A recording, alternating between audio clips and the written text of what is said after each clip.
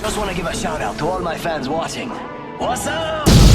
What's up, people? This is Roger for Splish Splash on YouTube. I'm doing another Apex Legends video, and today we're going to talk about how you can improve in this game. There are several things that are very common with FPS shooters, but Apex Legends has a few features that are quite unique for this game.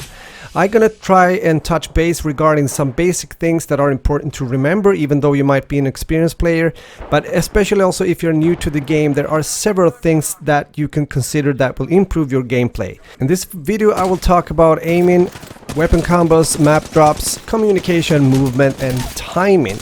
And one of these things are really important and very overseen, especially by beginners, so I will probably spend a bit more time when it comes to that. First off, we're going to talk about aiming. Most of us did the Apex Legends basic training when we start to play the game, but actually training is still something we can do not only to become better, just taking the time on the shooting range with the strategy, but also actually to use it maybe as a warm-up before you actually get into playing Apex Legends together with friends or random players, whatever you do. Here you can be quite creative when you're training. Both ADRESSing and not ADRESSing also using movement, which we will get into quite soon when it comes to sliding and shooting at the same time, which is an important feature in a game such as Apex Legends.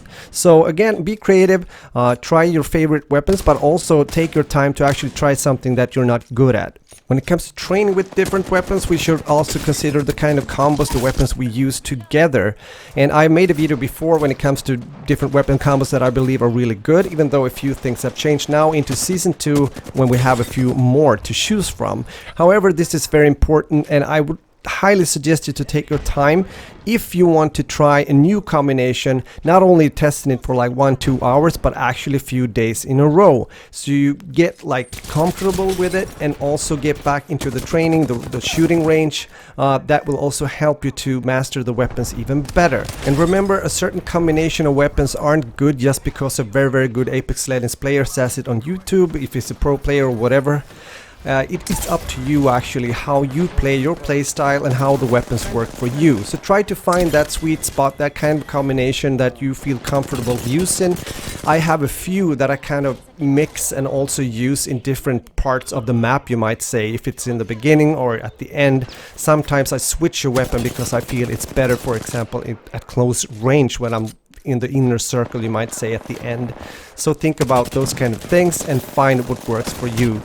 It's also important to learn the map, of course, how things are played on different spots, but also when it comes to the drops, when you're starting the game, it can be very crucial. I think you know that if you're getting onto a spot where you don't know where to look for good guns or a gun at all. So learn at least 3 or 4 places at heart, so you can grab a gun immediately when the game starts, so you don't get down the first thing that happens.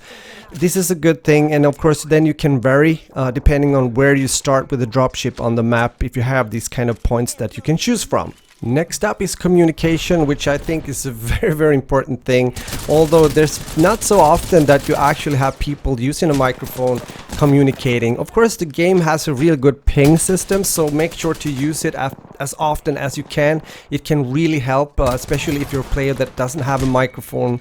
Also use the text chat when you have time to write something there. Again, it can be really useful and can be the difference between winning or losing.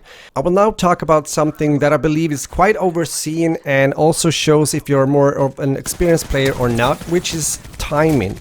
And when I say timing in this case, it's mostly when to get in and out from a gunfight. Having the multitask ability to see when your shields or armor are going down and also your health, and therefore pull back. A common thing that happens if you're not aware of this is that you get into like a 1v2 situation, which is not good, and then very often if you're not very skilled, you may get downed.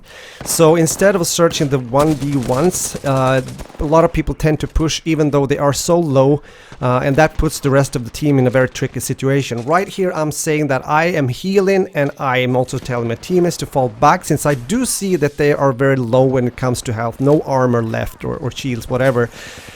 But they don't, so I get in a tricky situation. Fortunately, I am able to pull this one off this time around. But instead of falling back and like rejoin and regroup, we get into this situation, and this is nothing that you want for your team and not for yourself either. So this is just one of the examples I'm talking about when it comes to, again, something I think it's one of the big differences with playing smart or just going havoc without actually having a thought about how you're doing in the game. Here's another example of this when we track down a team, took him down, and of course another team immediately gets into play. I get very hurt right here. So see, I fall back, I communicate this, and I tell my teammates take it easy or just regroup, whatever have you. They decide to push. I'm not blaming them, but I also see that they are not aware of their status when it comes again to health or an armor. So this could have ended badly, but again, I was able to pull this one off. And I think if you check out like pro players, or at least really good players such as Shroud or Dizzy or Diego and these kind of guys, you will see that they master this very well. Of course, you get into situations when you really just have to push even though you're low, but if that happens, it should at least be communicated, and also you should be able to go as the whole squad, or at least two. Going in alone in a fight like that is like, the odds are really bad. The clip you're watching here though, it's a good example when it comes to communication and also doing the ping thingy, because it makes it so much easier. I hope you appreciate the next one as well, since I'm trying to show this again when it comes to when to and when not to. I'm able to down this guy and I immediately start to res our bang teammate. Our Caustic though, he starts to pull forward, and I try to tell him that we are so vulnerable, so we need help or protection while we're healing up so we can go as a squad as three. But he doesn't listen and push in. I'm not saying that he's doing something like wrong, but the timing could of course have been better, as you will see in the next clip coming up right here. Yes, the situation goes wrong and they get down, and we are in the same kind of spot again. And I hope these kind of examples really show what I'm talking about, because again, I think this is a very overseen detail or very important thing in games overall when it comes to shooter games. And in particular, like a fast-paced game such as Apex, and where you also get dropped very fast sometimes. This is crucial, I would say, if you're gonna continue to do well in the game. Not only having a good aim or, you know, shooting good guns, this is one of the most important things, I believe. So I do hope that these examples can really help you out, and maybe next time you get in the similar situation, you think once or twice before you get in there and get out there. I also want to say that if you are trying out legends, new legends, the same here as if you're using new guns, take your time. It will take a few days or even more to get really good or at least decent with a new legend. I am mainly doing Lifeline, that's my main. I like to try new ones as well. Let me know in the comment section what you prefer to play and why.